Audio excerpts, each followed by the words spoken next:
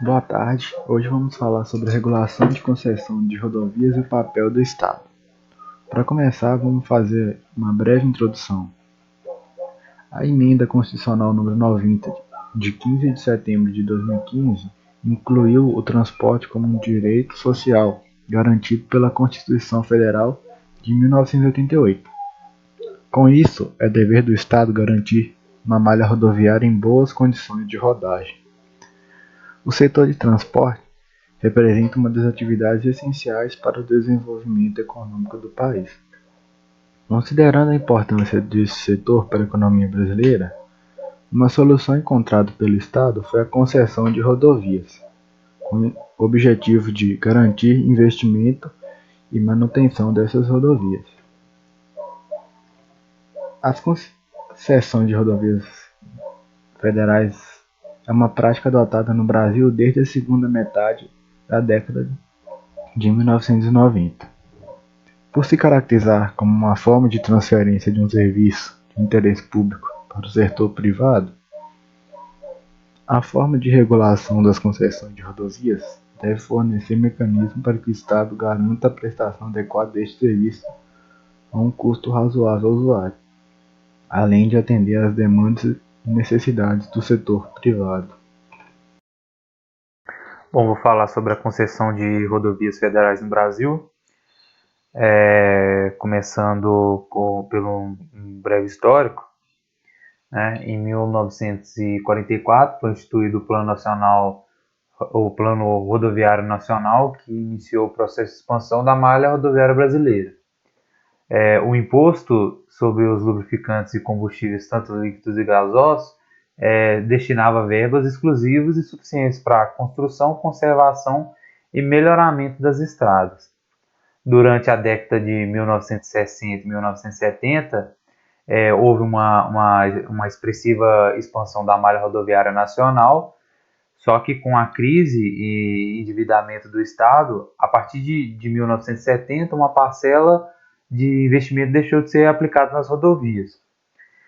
Daí, em 1988, com a promulgação da Constituição Federal, foi restabelecida a possibilidade das empresas privadas prestarem serviços de utilidade pública, desde que habilitasse por meio de licitação.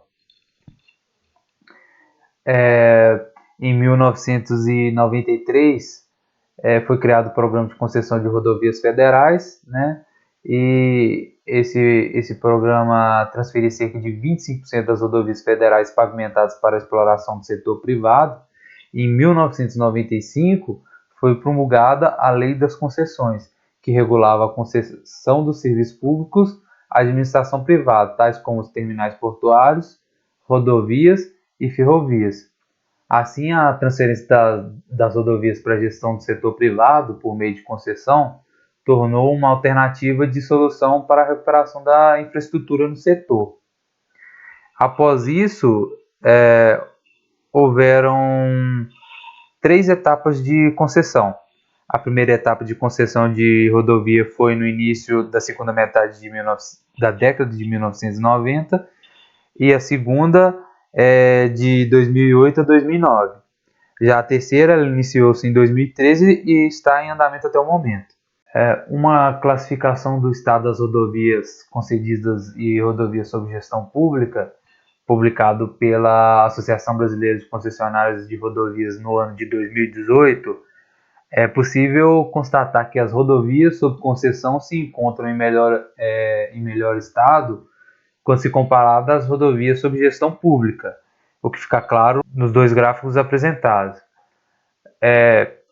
O relatório também traz que, segundo a Confederação Nacional de Transportes, para corrigir os problemas mais urgentes e promover a reconstrução, restauração e readequação das vias desgastadas, no ano de 2018, seriam necessários 48,08 bilhões, o que seria mais ou menos 7 vezes mais do que o investido no setor. Sabendo da relevância do setor rodoviário na prestação de serviços de transporte, o artigo caracteriza o sistema rodoviário como um sistema de interesse público.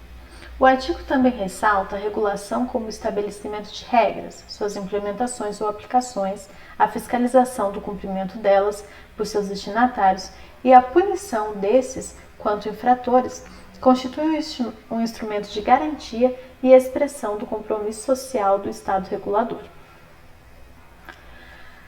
Para entender a necessidade de intervenção do Estado, o artigo lista 3 bases lógicas sobre a qual a intervenção é justificada. Primeiro, quanto às falhas do mercado convencionais, parte-se da premissa de que o livre funcionamento do mercado no ótimo de Pareto, situação em que não há como melhorar a situação de alguém sem que o outro seja prejudicado, só pode ser atingido em condições de concorrência perfeita, em que não existem externalidades e nem bens públicos. Caso contrário, sempre que houver informações imperfeitas ou mercados incompletos, ou seja, sempre, existe uma presunção de que os mercados não são restritos, paretos eficientes, o que justificaria a intervenção do governo.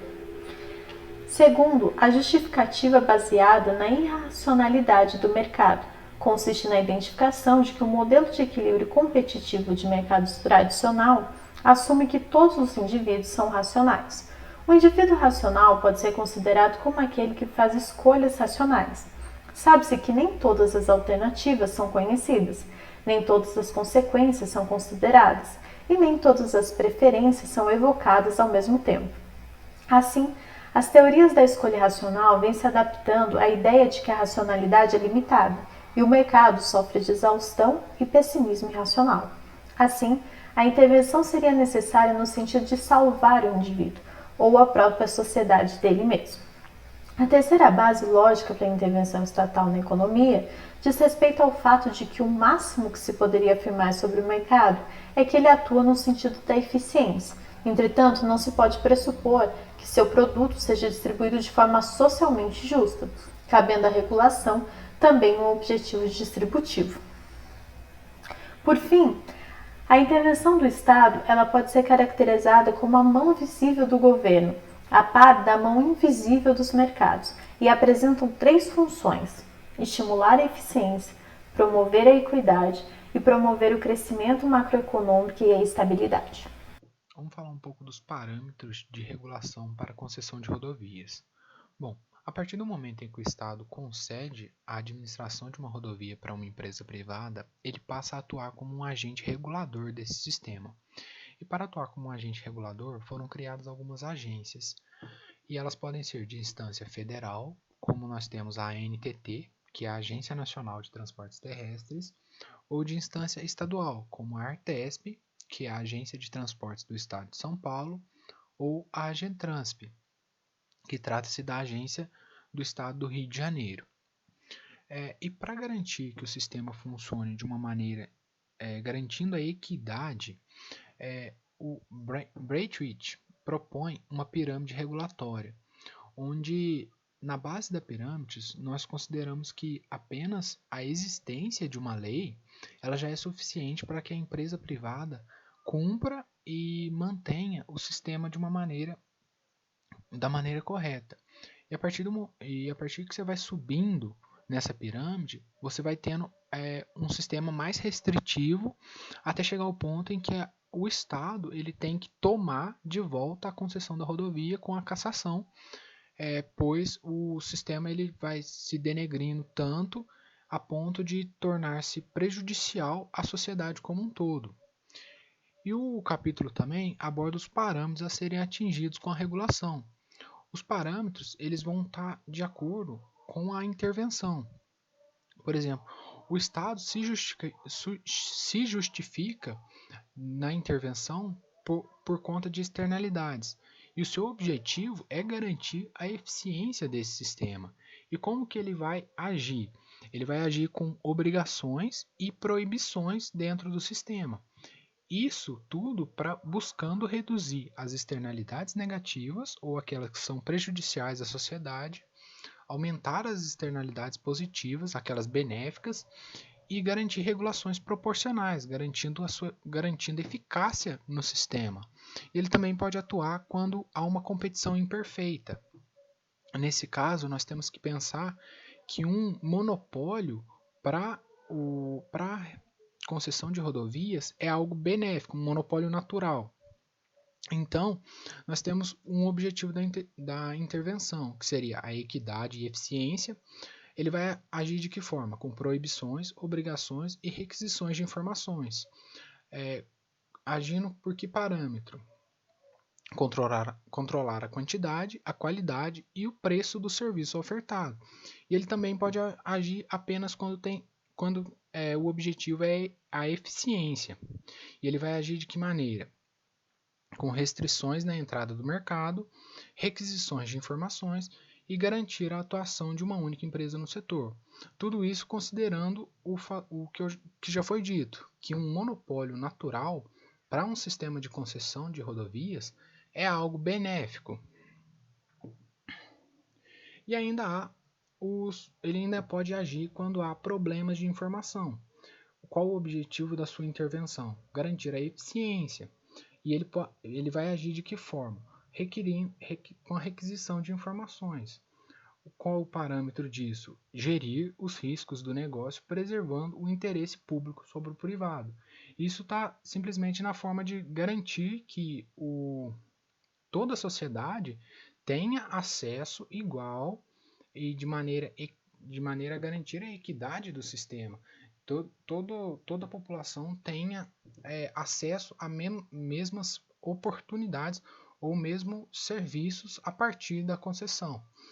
E também tem a justiça distributiva, que ela busca, o objetivo dessa intervenção busca garantir a equidade. E de que forma que ela age?